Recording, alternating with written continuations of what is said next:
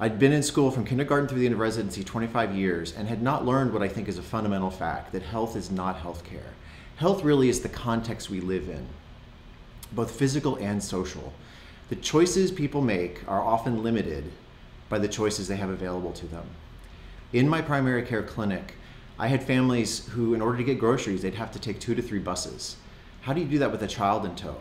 I dealt with landlords who refused to replace the carpet or fix a broken window in homes where I had patients with severe asthma or struggling with pneumonia. And I had a patient, a little boy, who'd had open heart surgery. I'd been able to get him a top-notch cardiologist at Stanford University, only 3 miles away, but he couldn't get to the hospital because his mother's car had broken down and the bus never came. So I found myself after clinic hours writing letters to landlords or making calls to charities that could provide free rides for patients. This is not what I'd been trained to do.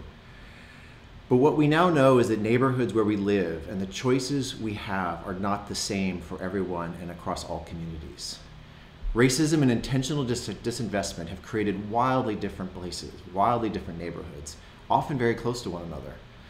But too many people don't know about these neighborhoods. As a result of segregation and where we live and whom we interact with, even well-meaning people can't imagine a place where there's no fresh food, there's no safe place for children to play, no access to transportation that can get them to jobs and services, and where safe and healthy housing simply isn't an option because there is none.